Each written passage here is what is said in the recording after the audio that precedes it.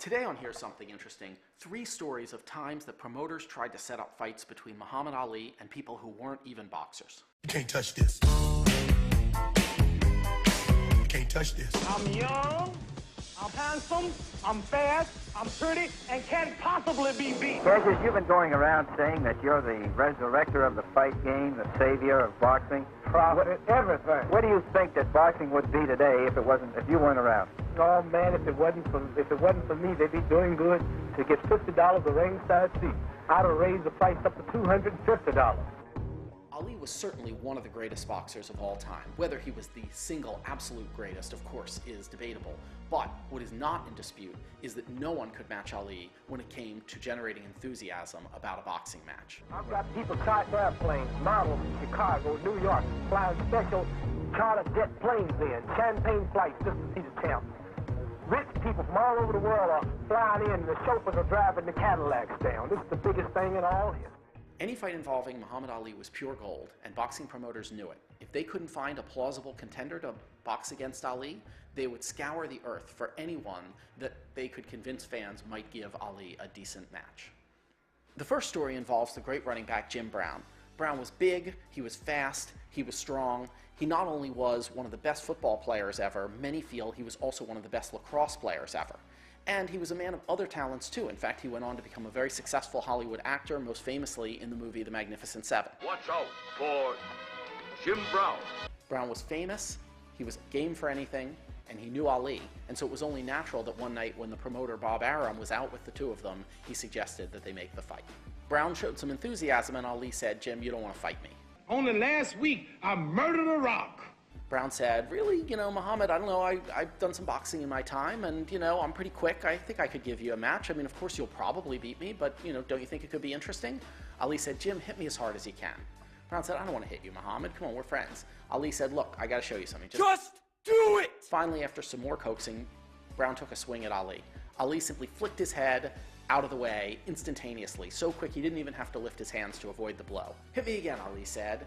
Brown took another swing, and again, Ali flicked his head out of the way.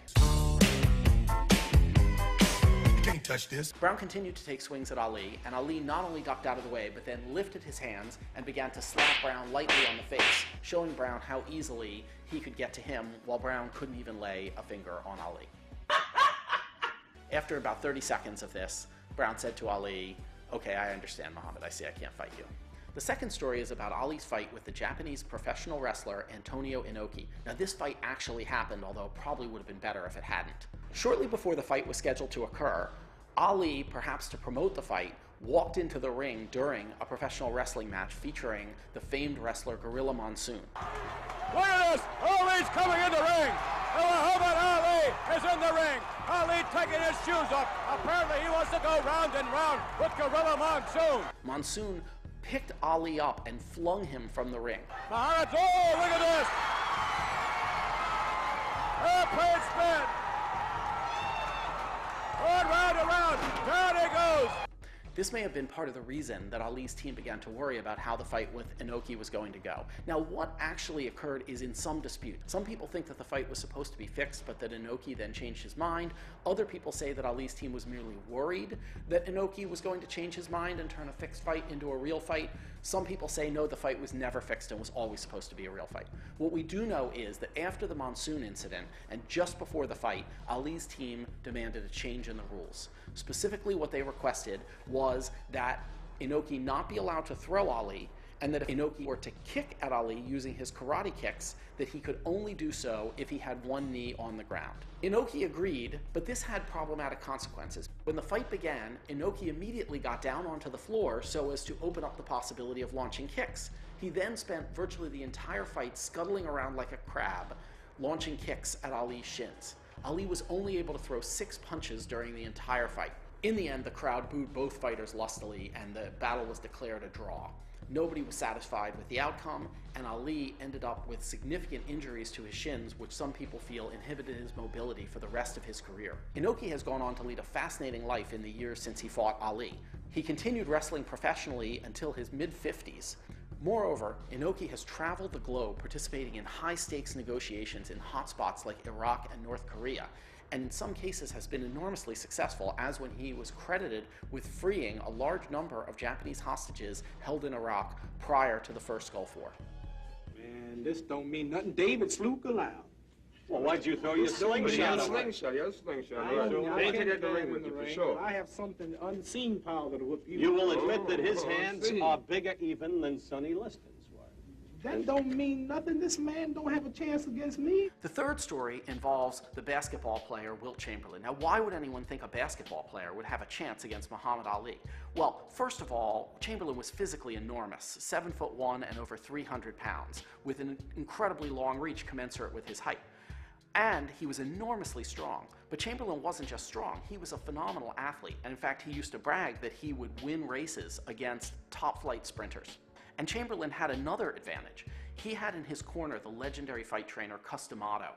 D'Amato argued that Chamberlain had a big edge from the fact that he would be training just to fight one single person. All he needed to do was to learn to take advantage of weaknesses in Muhammad Ali's style to beat Ali. He didn't need to learn to box against anyone but one specific person only.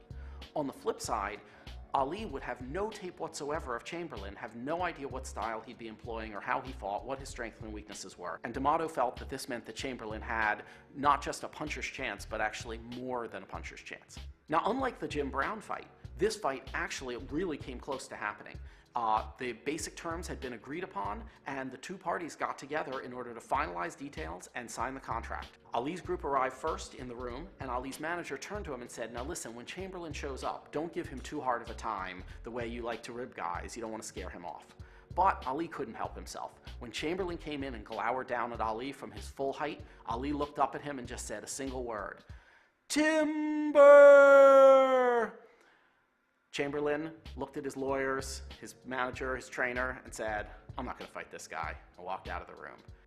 Now, there are many great books about Muhammad Ali and the other fantastic boxers of his era and the fights they fought. My personal favorite is Thomas Hauser's Muhammad Ali, His Life and Times, and that book is the source of these three stories, which I think are pretty interesting.